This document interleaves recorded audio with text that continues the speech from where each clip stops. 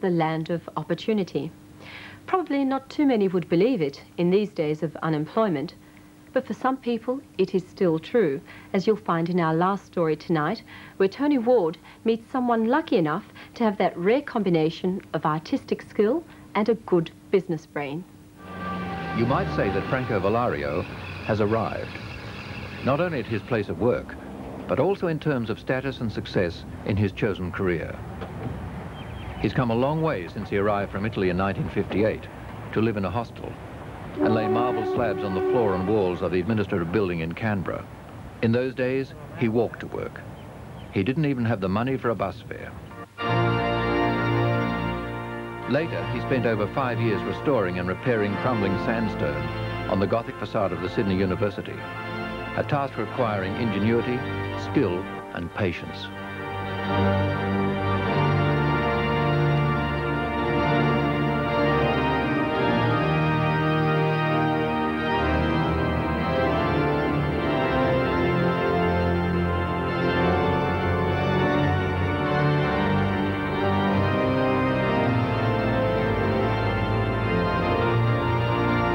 Now that he is firmly established in his trade, he can also indulge his craving for artistic expression by sculpting in stone and marble.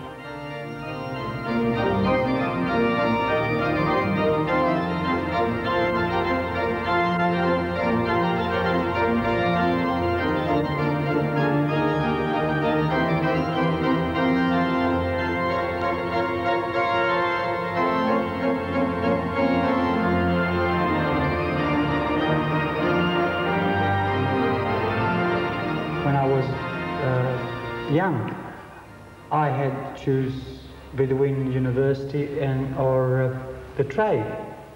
And I said, I think I prefer to carve and work with my hands, because anything I do, it's left there forever.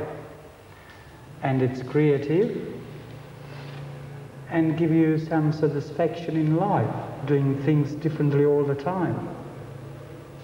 Were your family many generations of marble carvers? Oh, I believe 5 or 6. So you were really almost predestined to become a carver. Born in a quarry. Yes, and no, it is something. I mean, you walk around in a street and you see a rock, and you can talk to the rock. It can say, I can make you anything I want. And it's an insignificant piece of rock. And that's where you really feel that you've got to feel it. Otherwise, I mean, you can do marble or stonework for the rest of your life, but you'll never be able to transform an insignificant thing in something. And that's what's good about it. And everything we make ends up in a place which are well respected.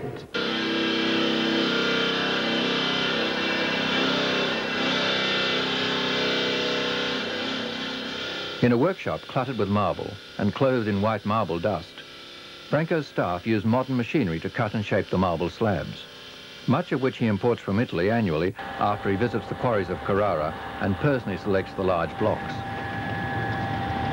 Although his methods and machinery are those of today, it was the skill and knowledge he inherited from his Neapolitan forebears, who were marble carvers and stonemasons for 5 generations, that enabled him to reproduce successfully carving in the classic style of ancient Greece and Rome on the extensions to Sydney's Mitchell Library.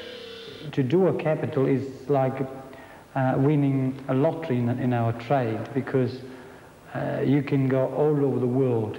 You go to hell and you ask for a capital, a Ionic capital or a Corinthian or whatever, they know what you're talking about. And they know the style of it, because it's so famous. And unfortunately, it's something that doesn't happen every day or every month or every maybe centuries.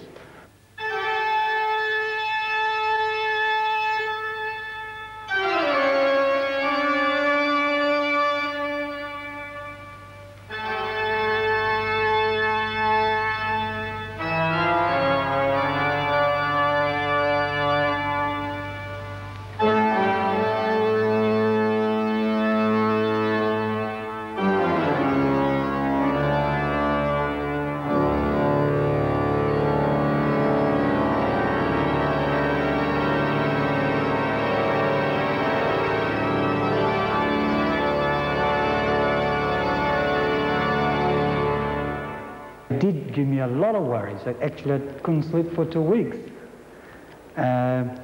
because I have never seen my father doing one.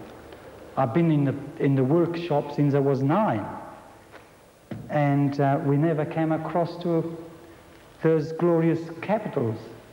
And they'll be forever, and I'm very, very proud of that. And I can say in my lifetime I have carved capitals. Well, now, how does it feel to go from carving wonderful things like that to making bathroom fittings like this? For the difference for the two of them is that's what people say, it's bread and butter, which that's what you need to live on. The current challenge to his skill and ingenuity came from a church in Tenterfield, northern New South Wales. They wanted a set of disused multi-arched altar rails turned into a new altar and pulpit.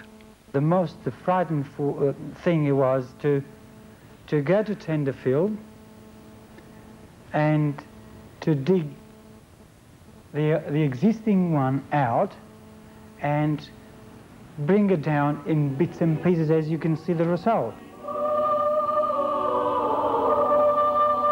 Apart from restoring cracked pieces and devising ways of using them, there was the major problem of finding large slabs of marble to match the colors of the original. Modern technology provided the answer. Marble fragments of similar color to the original altar rails were collected in the quarries of Italy and placed in a mold, together with marble dust and special resins. When the block hardened, it was cut by the usual methods.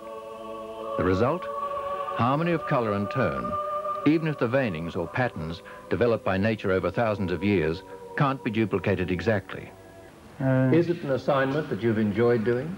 Oh, it's lovely, yes. It is absolutely a great satisfaction that, well, from nothing you can see something. Art, to me, it's more important than wealth. Being a millionaire is nothing. Any idiot can be a millionaire. What would you say would be the main attributes that one would have to be a good marble carver? First of all, you have to live in a place where there is a lot of it. And you walk in the streets and you can't see anything else but carving, sculpting, columns, art. And you have to feel for it. You need to love marble? Oh, yes, yes, you have to. Otherwise, you've got to be very friendly with it.